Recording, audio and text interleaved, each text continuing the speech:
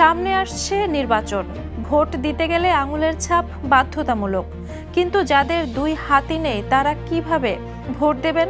EVM ভিত্তিক নির্বাচনে এই প্রশ্নটি এখন শুধু মানবিক নয়, বরং সাংবিধানিক অধিকার ও অন্তর্ভুক্তিমূলক গণতন্ত্রের বড় ইস্যু হয়ে দাঁড়িয়েছে। জাতীয় পরিচয়পত্র ও ইভিএম উভয় ক্ষেত্রেই আঙুলের ছাপকে ভোটারের প্রধান পরিচয় হিসেবে ধরা হয়।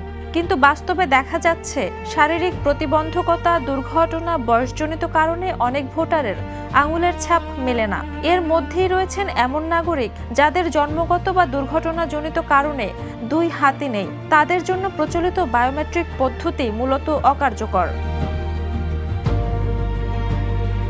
বর্তমান বিধিমালায় বলা হয়েছে, আঙুলের ছাপ না মিললে সহকারী প্রিসাইডিং কর্মকর্তা নিজের আঙুলের ছাপ দিয়ে ব্যালট ইউনিট চালু করতে পারেন, যা ওভাররাইট হিসেবে পরিচিত।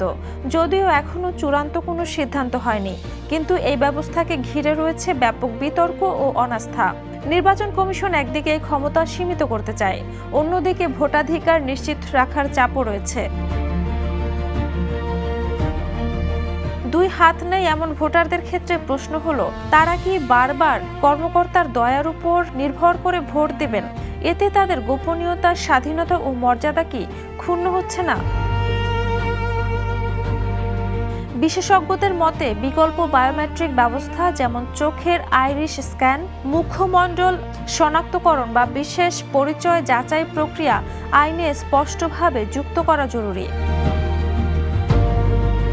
গণতন্ত্রের মূল ভিত্তি হলো সবার অংশগ্রহণ। প্রযুক্তি যদি সেই অংশগ্রহণে বাধা হয়ে দাঁড়ায়, তবে প্রযুক্তির ব্যবহার নতুন করে ভাবতেই হবে। দুই হাত নেই এমন নাগরিকদের ভোটাধিকার কোনো ব্যতিক্রম নয়, এটি রাষ্ট্রের পরীক্ষাও বটে। Desk report, the news.